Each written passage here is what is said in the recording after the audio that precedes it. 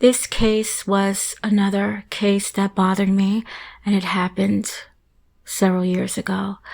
I have read and looked at certain videos and documentaries, even the court case that actually happened, and I put together this video for a lot of you that have not heard about this case, and also for some of you that have.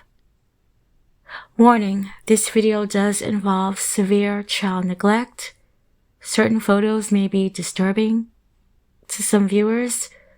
I will be very descriptive in a lot of parts of this story, so viewer discretion is advised. Alley Vista, Iowa, August 30th, 2017. Zachary Koehn said he's of the Mennonite religion, a Christian religious group. He was raised in a Mennonite community by adoptive parents. He'd be kicked out for smoking marijuana when he was a teenager. At 17 years old, Zachary started to use methamphetamines. He said he used them to stay awoke. He worked for a trucking company and used the drug to be able to drive long hours. He undoubtedly had a drug addiction. He was married for a short period of time. Zachary and his wife would have a son together. For whatever reasons, the couple would divorce. Zachary's parents had took custody of their son. It wasn't any reasons I could find why the wife didn't want to raise her child. Zachary continued to use crystal meth. In 2014, Zachary would meet Cheyenne Harris. Cheyenne was 17, 18 years old when they got together. They had an on-again, off-again relationship. I'd even read that Cheyenne's family wasn't quite fond of Zachary. It may be because he was around 8 years older than her. I hadn't seen too many criminal issues with Zachary. He had stolen a water meter and had put it on his home, and he had to pay court fees and restitution. Cheyenne. She looked like your average teenage girl. The makeup, the dyed hair, nothing stood out to me from the information that I read and heard that there was anything else wrong with her.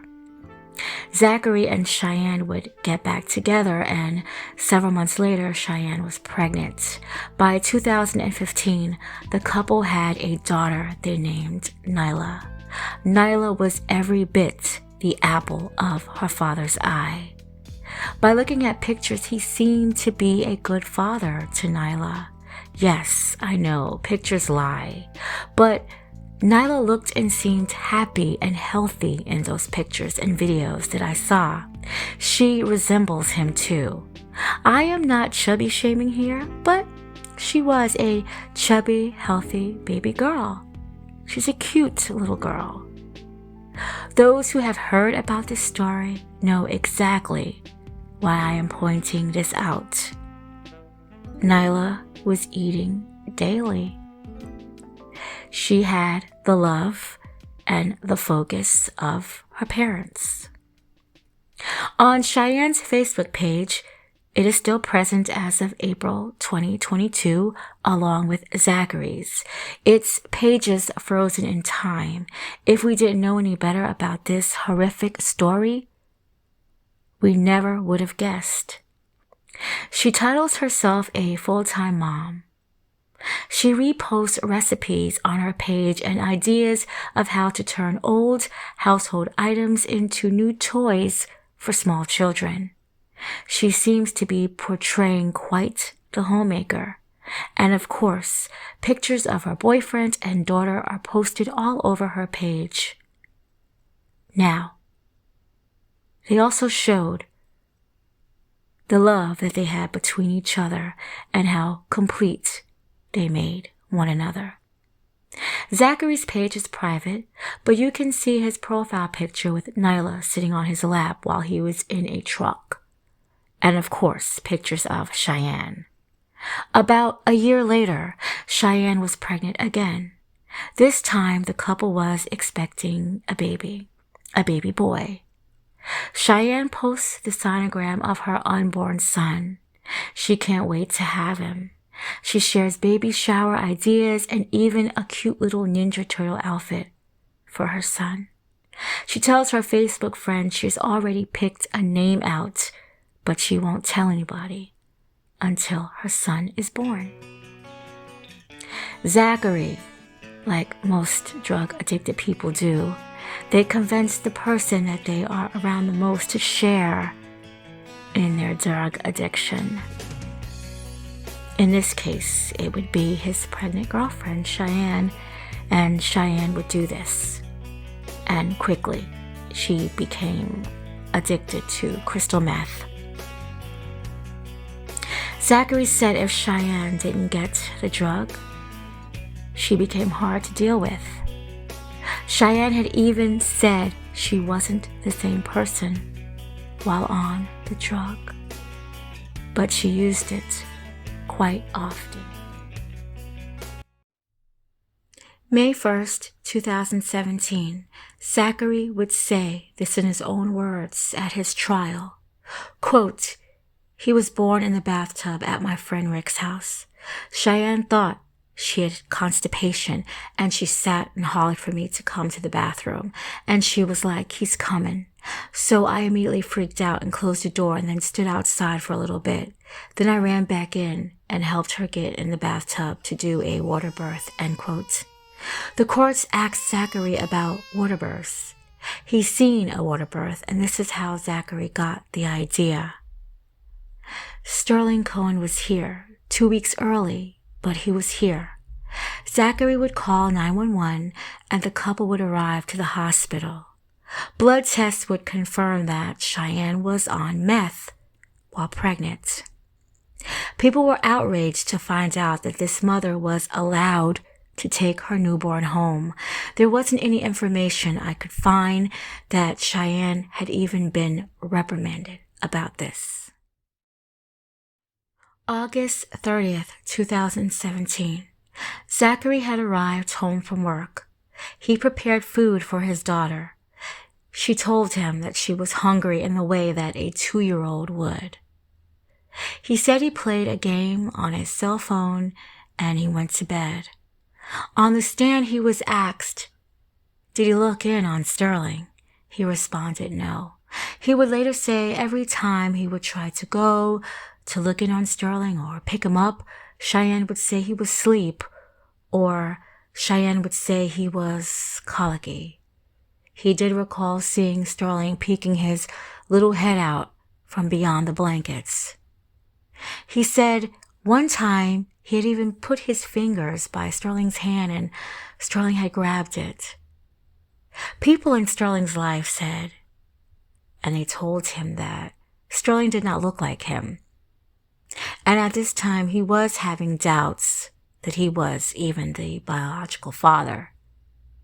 His first son and Nyla both had dark skin like him, but Sterling's complexion was fair. He would say even if Sterling wasn't his, he didn't care. He was going to raise and take care of Sterling like his own. However, he never changed a diaper or even fed Sterling. He hinted that it was Cheyenne's job to do all those things. He also said he never changed Nyla but one time. He couldn't do it. He had a weak stomach, so Cheyenne would be the one to feed and change the children. In the Mennonite community, the men worked and the women would take care of the children. A co-worker of Zachary who used drugs with the couple, he stated even in court that he never even seen Sterling or heard Sterling in the apartment. He said the three of them would go into the bedroom and they would smoke meth while Nyla was escorted into the living room to play. The daughter was always around, even the family dog, but never the newborn. The co-worker didn't even know that Zachary had a son.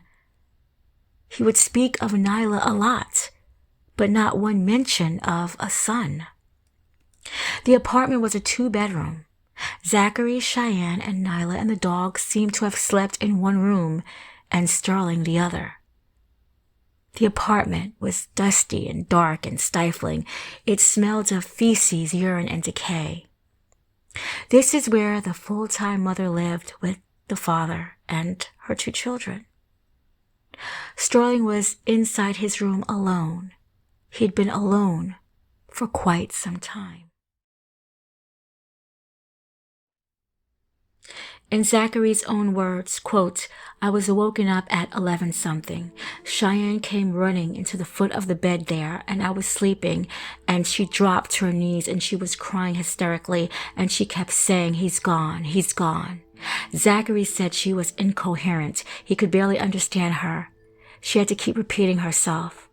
Zachary went inside Sterling's room. He touched his forehead. He was cold, and he said that blood was running out of his mouth. Zachary would dial 911 an hour later. He said he couldn't get a signal because of the use of his Verizon wireless cell phone. That later would be disputed in court.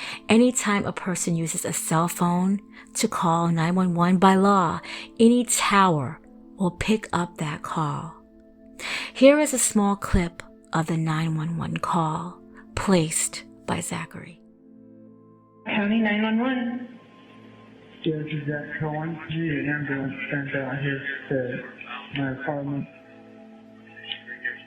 Okay, what's your address, Zach? 107 South Hilltop Avenue in Alta Vista. Okay, what's going on? Around 9, my girlfriend went to feed our son, and then about 11 or 11:30, she went to check on him, and he was gone. Gone meaning? He died. He mentions in that 911 call that Sterling may have died of SIDS, sudden infant death syndrome. He also said Cheyenne had fed the baby at 9 a.m., but went in at 11 o'clock, 2 hours later, and found him in that situation, cold to the touch, and gone. The first responder, Tony Frederick, had arrived to the home. She was in a rush. She said a man and a woman and a child were standing outside, all emotionless. She asked, where was the baby? Inside. That was the only thing that was said. Frederick said, show me. It seemed the paramedic was rushing more to help this baby than the parents needed or wanted her to do. Zachary would take her to the back room, Sterling's room. She said it was dark and stuffy, and a smell of urine had filled the room. She had to ask Zachary to turn the lights on. She said he did, and he walked away muttering something. She couldn't make out what he said. But for me, it's the still lack of I don't give a damn by these parents. They couldn't even pretend that they gave a damn, even when help had came. They seemed to have stayed as far away from Sterling's room as they could.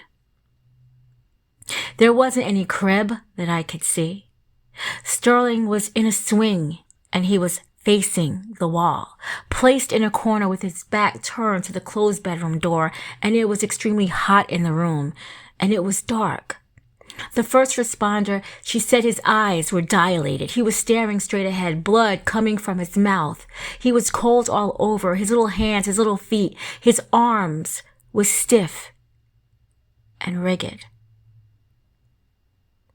His little fists were clenched. She described his clothing as crusty. He was in a urine-soaked baby blanket. It was nothing that she can do. He was dead. She was very emotional. Quote, this just wasn't right, unquote. This is what Tony Frederick would tell the court This just wasn't right. The first responder had shown more emotion than Sterling's own parents. This was almost 2 years later, and I could still hear her voice shaken up as she spoke about Sterling. The Chickasaw police officer said it was empty soda cans under his swing.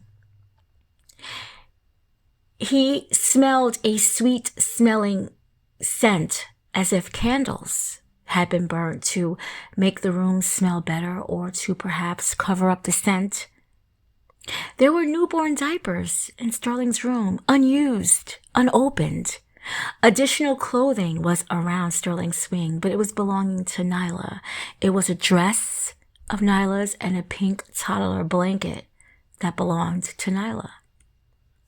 Sterling's baby bottle had been with him for so long that the contents inside had started to separate. The officer said that there was a total of 2 bottles inside the apartment, but plenty of sippy cups. The police officer explained dishes had recently been washed. A trash can was cleaned and it was placed in the bathtub. There was no dirty diapers, not even in the trash can, in the whole entire apartment, but yet the apartment had that stench in it. The officer had given a detailed description of what he had photographed. Upon his arrival, he said that the family was standing outside, meaning Zachary, Cheyenne, and Nyla. When he entered the living room area, the ceiling failing was on. There was a TV with a child's movie that was playing repeatedly on a loop. Sterling's room had a swing set with trash around, empty soda cans, and urine-drenched blankets. Of course, again, the bottle with the stale milk. And the kitchen looked tidy enough with one other bottle, a new one, belonging to Sterling. There was even formula in the cabinet. I had also read, and I believe, that this couple looked around to get rid of any drugs or any drug paraphernalia out of the apartment before they called 911. On August 31st, an autopsy was performed. Sterling, at 4 months old, had been placed in a mechanical swing. It had music to it. It even had little designs up on the wall for him to stare at. But it would shut off eventually. For 14 days, no one, not Zachary or Cheyenne, had checked on this child once.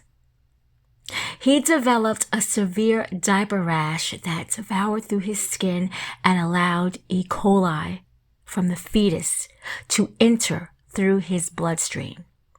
Flies laid eggs in the baby's diaper, resulting in maggots that was crawling in his diaper while he was alive and while he was dead. The feces had even started to decay. It was in various stages of decay. I had seen a photo believed to have been Sterling. It had that same imprint on Sterling's little arm, the discoloration of the color and fabric that had, in a sense, tattooed itself, so to speak, onto this baby's arm. It enraged me. It sickened me. How could 2 people do this to any baby, let alone their own? The baby I saw, I couldn't even sleep good that night. If it wasn't Sterling, it was somebody's baby. The baby's mouth was open. The baby seemed like it was in such distress before it died. And the baby had clenched fists. And very, very malnourished. Sterling died a slow and agonizing and painful death in the dark, while his parents did drugs in the other room, 4 steps away, and took care of his older sister, feeding her, playing with her, and ignoring the newborn in the other room. He had dehydration, malnutrition. He was literally rotting away. Maggots was not only all over his clothing and his body, but it was all over the swing. It would be ruled a homicide. They killed this baby. And yes, Nyla had been removed from their custody. She was actually removed that day, and Cheyenne and Zachary would post about it. Cheyenne said they never even got to say goodbye. Did you guys say goodbye to Sterling? Boy notices something about Harris's face, a clue pointing to a dark disconnect. I'm just Boy curious. notices something about Harris's face, a clue I pointing had to a watched dark disconnect. footage of Zachary Harris and appears Cheyenne to on Court cooperate. TV. Boy notices Cheyenne something was about Harris's explaining face, a clue how she had pointing gone to a grocery dark shopping disconnect. and how she had changed Sterling. But she said she was out of diapers. Now, this is right after Sterling was dead, and Nyla had been taken away, so the lies were running rampant.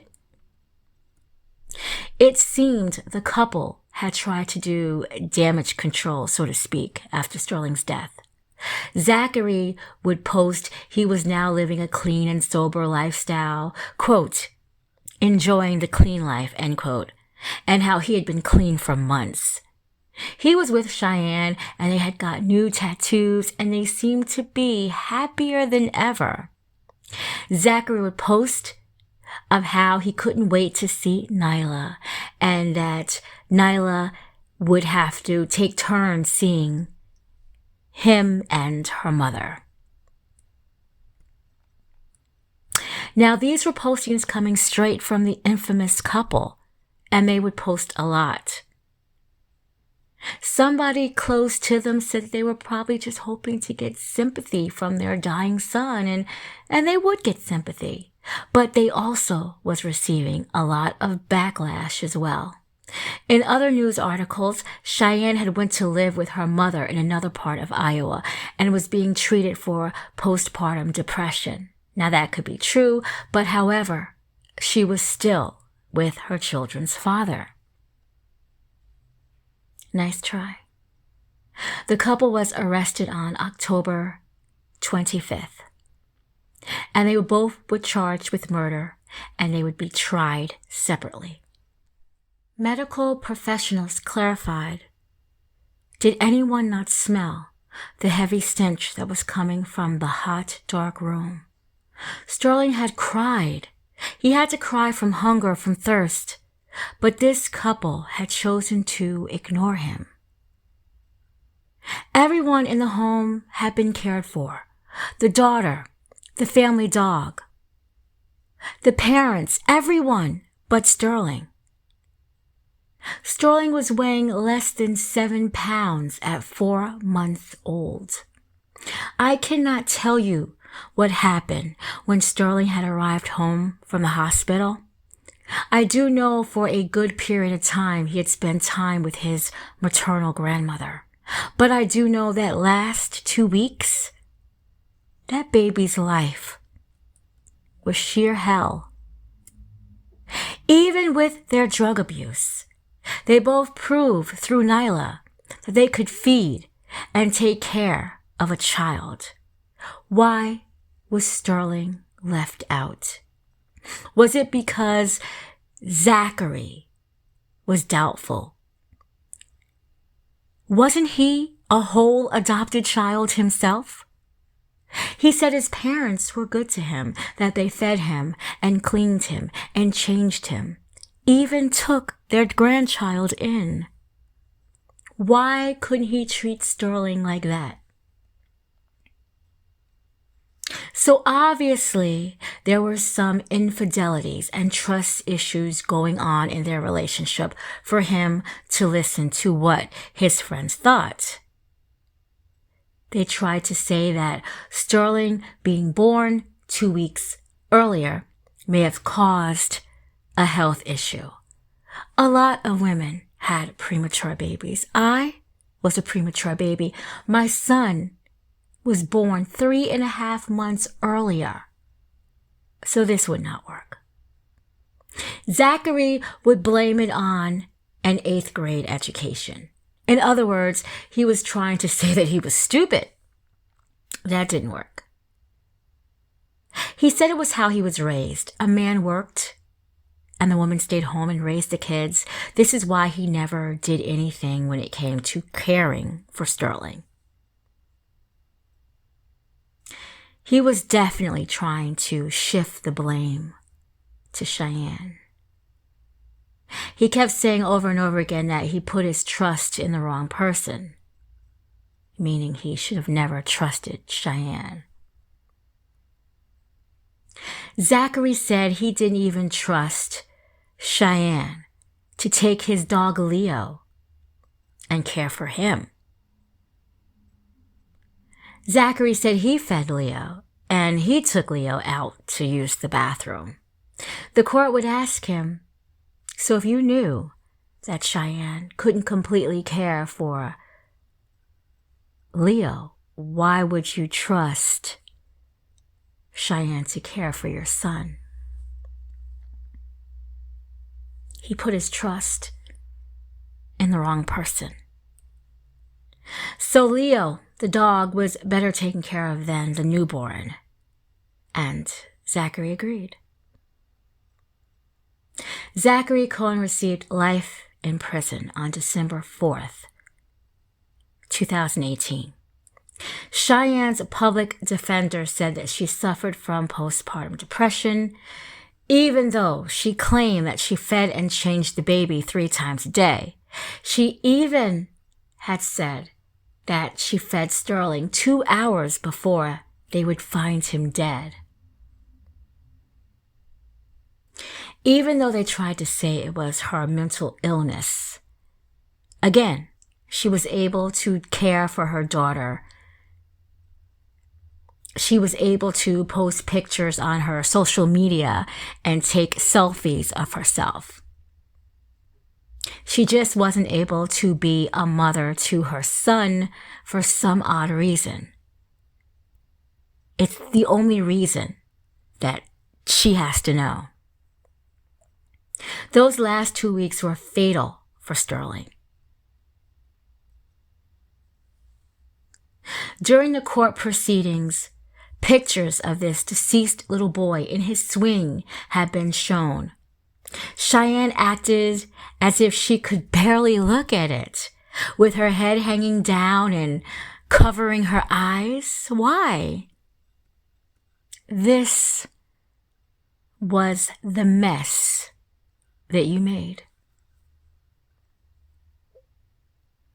Excuse after excuse, but no one cared for this baby. On February 9th, 2019, she was sentenced to life. The couple had both appealed and was denied. Zachary wanted a retrial. He was denied. While I was reading the comments of those who knew this couple well, do you know when Zachary and Cheyenne had left the apartment right after Sterling's death and Nyla was taken away, not only did they leave it filthy, but they had dogs and ferrets in that apartment. The dog was left emaciated. He hadn't been fed. There was dog mess all over the apartment and dog urine one of the birds were dead.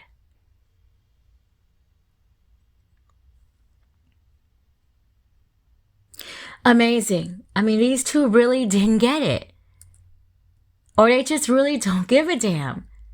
You can't leave people and animals and ferrets. You can't leave things that need to be fed and watered, that need help. You can't leave them. You can't abandon them for whatever reasons. These two just didn't get it.